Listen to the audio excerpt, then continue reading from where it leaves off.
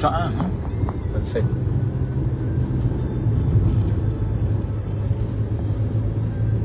Malam tu ada free bro. Lu mana-mana kerja.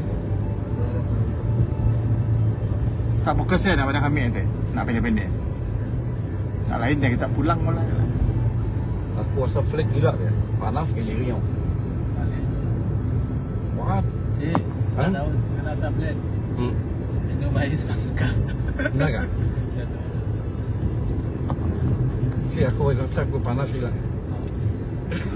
Kita waktu petang tu, senja tu, hampir maghrib.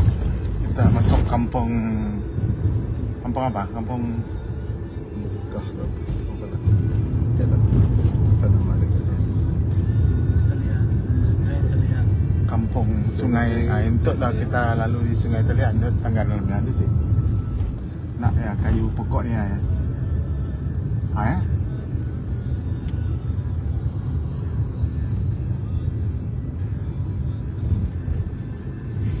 Waktu senja. Ada di kampung Telian Laut. Telian Laut. Telian Laut. Kampung Datuk. Hah? Kampung Datuk. Ini belah kanan lah. Tu. Tu Datuk. Kampung Datuk. Dan ini.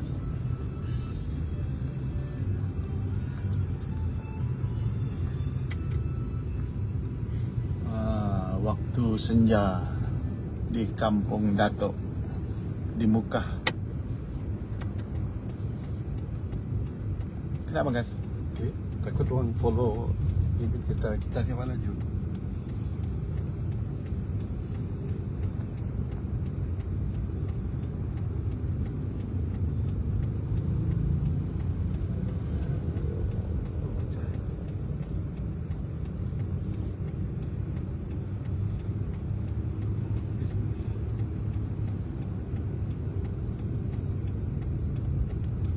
Bersih kan kampung tu kan?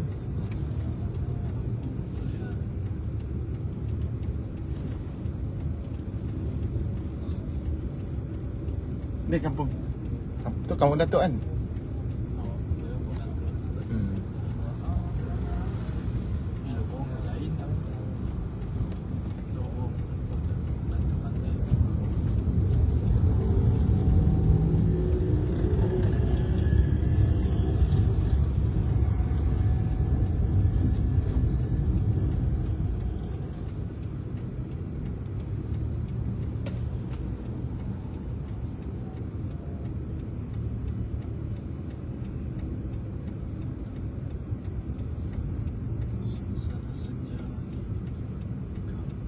Desa Merah.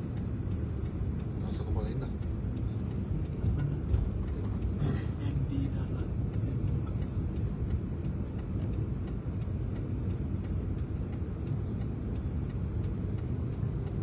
Besar kampung tu. Dah sampai ujung kampung Sidak Awang. Malam. Dekat dengan stadium. Tu dah masuk pasar je. Tu dah masuk pasar balik.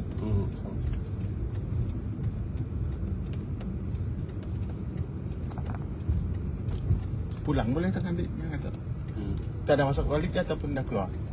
Ha? Kita dah keluar tu. Tu pasar balik. Ya, circle. Oh. Ha. So, Saya dah jalan. ni pasar ni malah ni baru. Oh. Stop. Yang masih ada pemandangan.